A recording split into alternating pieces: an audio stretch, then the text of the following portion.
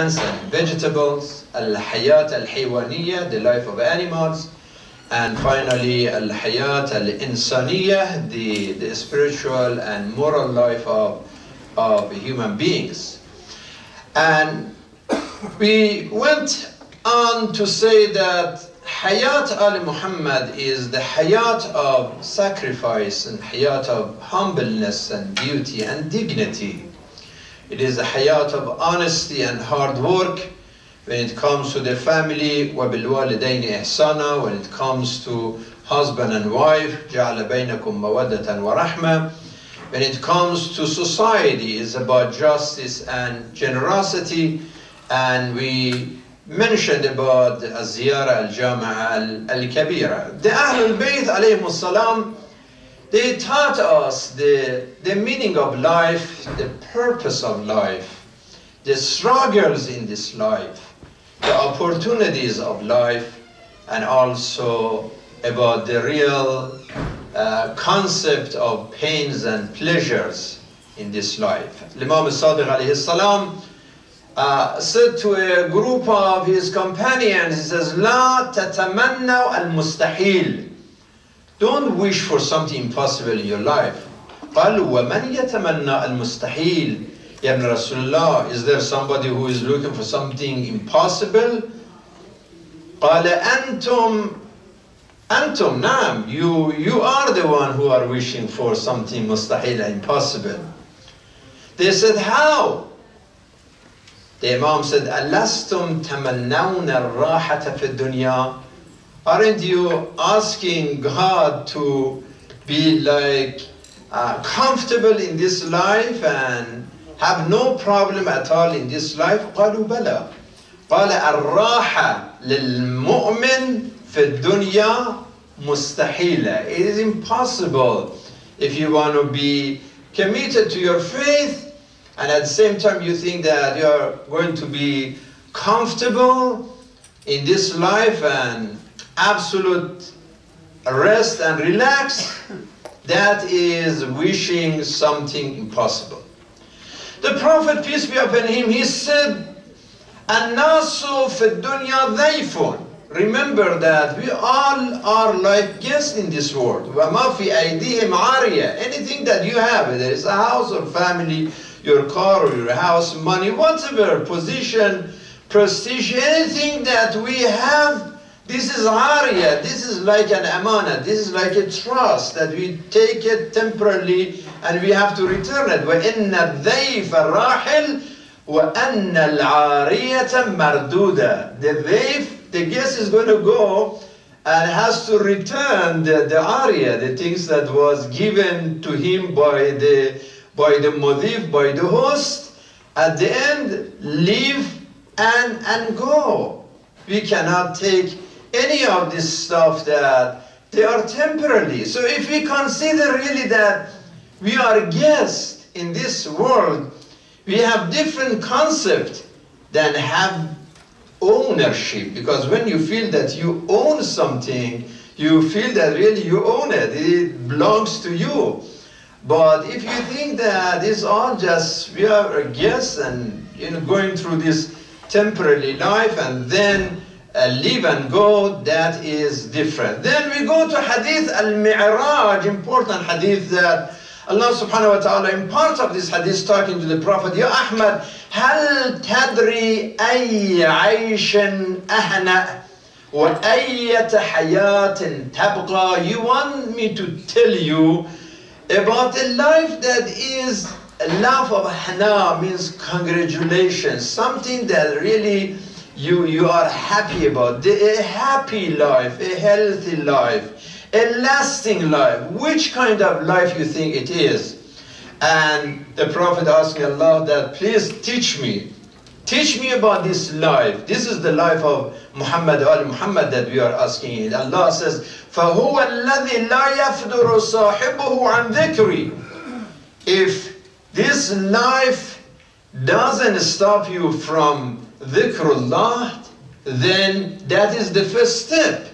So what is the mahya Muhammad and al Muhammad? Number one, to remember Allah. 280 times in the Quran, the word dhikr is mentioned.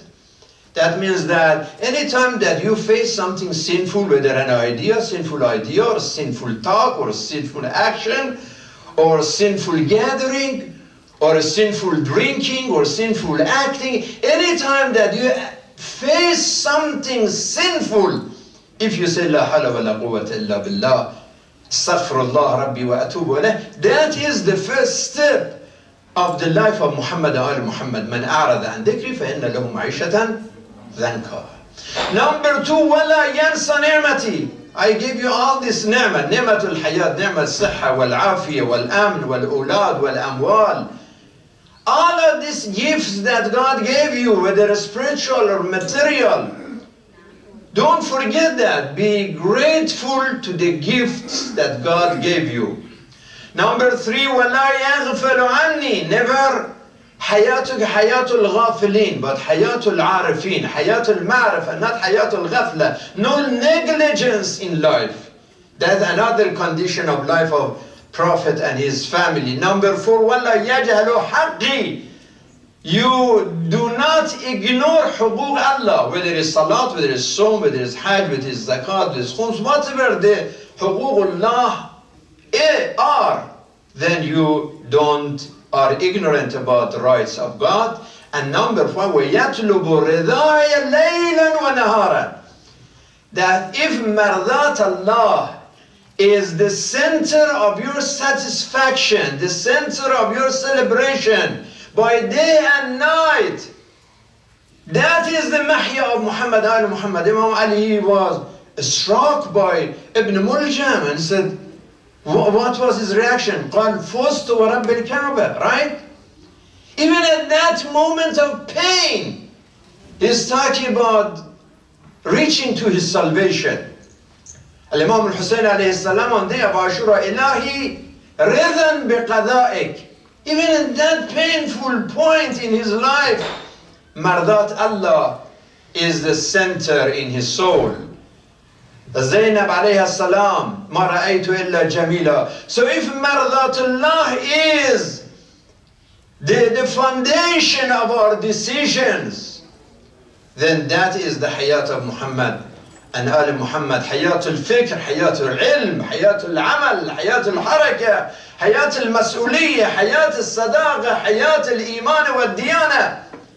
These are really the characteristics that you don't see ego, you don't see arrogance, you don't see dishonesty and deception in the life of Prophet and his family.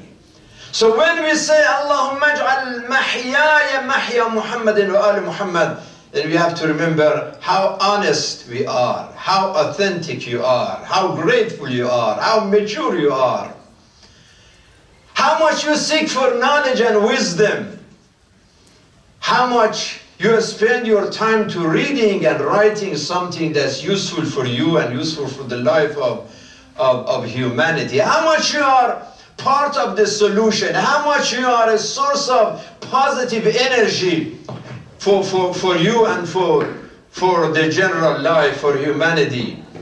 How much you are strong that you don't give up when you are facing a fear, when you are facing a failure in your life.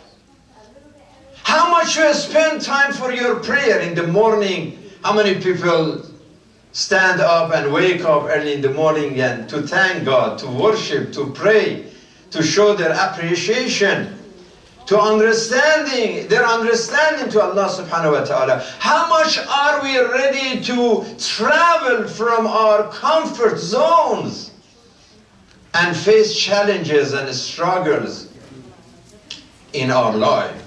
How much we are ready to increase our actions and work for something good and positive, whether it's peace or whether it's justice. These are really the characteristics of the life of Ahlul Bayt. The Ahlul Bayt were not silent when there was something evil going on. They broke their silence. How much we break our silence when there is al-munkar, when there is something wrong, when something bad, something devil. Many of religious leaders we met yesterday in Detroit, in Hart Plaza, to break our silence about one of the issues that's going on in Detroit. You know that thousands of people in Detroit now for over a year, they do not have access to drinking water because they are not able to pay their bills. And that means they cannot take shower, they cannot flush their toilet, they cannot clean themselves, they cannot brush their teeth, they cannot cook and clean. I mean, if you don't have water for one day, you can imagine, and now make it 1 week and 1 month and 1 year. That is a real issue. And we are saying that there should be a way that these people are able, find a plan for them, that they are able to pay their bills. Of course, we all pay bills for water, for electricity, for everything. You cannot say, oh, I cannot pay my bills. I mean, it doesn't work that way. Whether you are here or everywhere, you have to. Everybody should work hard. لَيْسَ لِلْإِنسَانِ إِلَّا مَا سَعَى. And especially in this country, especially now that I was just reading this morning that unemployment rate is so declined to 3.7 in probably 60, 70 years. So there is an opportunity. Sometimes we are looking for a guy to come and just move the stuff and chairs and tables and get good money. And we have a hard time to find a guy just to move the stuff. But now if some people don't want to work and say, oh, we don't have money to pay our bills, I mean, that is not acceptable. Everybody should work. Al-amal, al-amal, i'malu. Action. But still, we know that no matter how much people work, still there are going to be some people who are really poor. They are not lucky. For whatever, things didn't work for them. And there should be a solution. And this is what we're talking about. And I said to some of these journalists, I said, you look at the Defense Department telling us that from 9/11, 2001 till now, in the last 17 years, officially $1.5 trillion have been spent for wars, whether in Afghanistan, or Iraq, in Syria, in Yemen, here and there. And despite of all this money, still 75% of territories in Afghanistan under the pressure and terrorism of Taliban. If you go with the other reports, we hear about $5.6 trillion of war expenses, but the Pentagon is talking about the minimum price of war in the last 17 years. And despite of all of this, what is going on? We know that those people who created Al-Qaeda and created terrorism, like Saudi Arabia, they are very close friends. Very close friends and very close allies. And they do whatever they want. You heard about this Jamal Khashoggi, that is the Saudi journalist. Then he went to the consulate, the Saudi consulate in Istanbul, and they kept him there and they denied. They said, we don't know what happened. Can you imagine? Now this man is like a famous, he works with Washington Post. A Saudi citizen. They feel the Saudis, they can do whatever they want and nobody can do anything. I mean, they arrested, they hijacked the Prime Minister of Lebanon and nothing happened. Can you imagine the Prime Minister goes to a country as an official guest and they keep him there and they, put him in their own jail over there? Because they feel that they have support from somewhere. If you heard what President Trump said last Tuesday, he was talking in Mississippi, and this is exactly what Trump said. He said, I told Malik Salman, I told King Salman, I told him this: we are protecting you.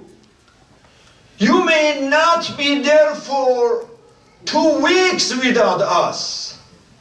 You have to pay for military. Said, I told him. Exactly, this is his quote. So what do you expect from somebody like King Salman to, محيا محمد وآل محمد وممات ممات آل Muhammad? Is different category. I wish that some of this money that they get in the name of military from this guy, they spend it to stop this water shut off in Detroit, that people are able to have access at least to drinking water, to take a shower. Because you don't take a shower, then there is a disease, and the kids of those families go to a school. And some of those kids are taken away from their families because the schools realize that these kids that are leaving the houses without water, they're removing their kids. So those guys, they lost everything. So the money is not spent in the right case, the right needs. So this is not Mahya Muhammad and Al Muhammad. A life that is suffering from all this injustice and arrogance and ignorance and ungratefulness and hate and hypocrisy and fear and fire and fury, all of these 10 pains, that they are against that hayat and tayyibah. These are against the hayat of Ahlul Bayt. This is hayat of sacrifice, hayat of service, hayat of sincerity, hayat of morality. Is totally different. We have really a crisis of water. It's interesting that we are talking about Mahya Muhammad, the life, and one of the sources of life is what? Water, right? وَجَعَلْنَا مِنَ الْمَاءِ كُلَّ شَيْءٍ حَيٍّ أَفَلَا يُؤْمِنُونَ وَاللَّهُ خَلَقَ كُلَّ دَابَّةٍ مِّن مَّاءٍ. Every dabba, every moving and living being is out of water. وَهُوَ الَّذِي خَلَقَ مِنَ الْمَاءِ بَشَرًا. We all are out of water. Like how much? Like 70% or 60-70% of our body is out of water. The brain 80% is water. The heart 70% is water. And now people in Michigan be deprived of water with all these lakes and all these rivers and all this, snow that we have in winter and rain, and this prosperity, people be denied from drinking water. While there are people, because they have money, they can do all the israf of water. And we have to be very careful. إِنَّ اللَّهَ لَا يُحِبُّ الْمُسْرِفِينَ. And the israf al-ma', to waste the water, is one of the cases of haram act. And a lot of people, they go and take a shower and they enjoy the sound of water, like for half an hour. What are you doing? I check myself today to see how much it took for me to take a shower. It took 5 minutes, right? 5 minutes still a lot of time. There are people that may take a shower for 2 minutes, but not for half an hour. There is a hadith that the Prophet is saying that al-wudu'u muddun wal-ghuslu sa'un. You may make a wudu with mudd al-ma'. Mudd al-ma' is something like less than liter. Like the quarter, 3/4 of a liter is a mudd. This is for wudu. For ghusl, the Prophet says al-ghuslu sa'un. That means less than a gallon. Less than a gallon to make a total shower. But some people, even now that we have plenty of water, doesn't matter.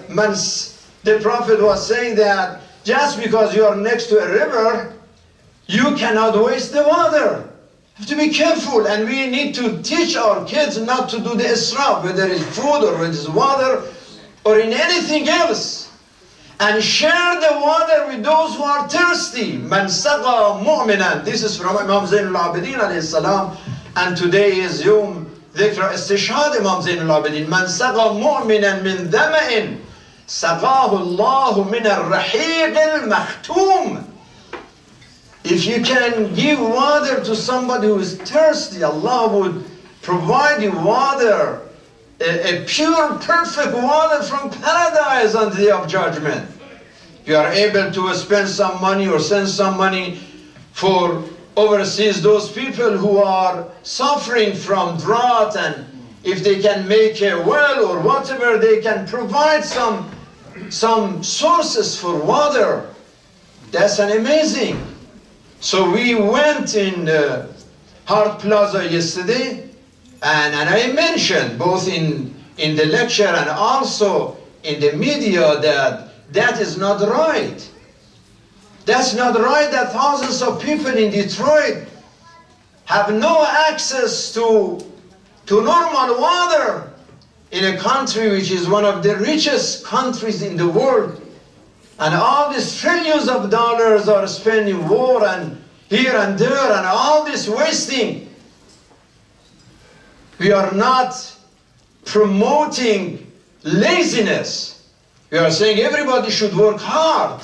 But at the same time, there are some people that we cannot deny the pain of poverty. You cannot punish the poor because of poverty. The solution is not punishment. The solution is not more greed. The solution is not more insult. The solution is more humanity, more morality, more grace, more justice, more generosity. For people who have no other choice. Of course, if somebody want to abuse, if somebody want to be lazy, if somebody want to be irresponsible, that is different issues.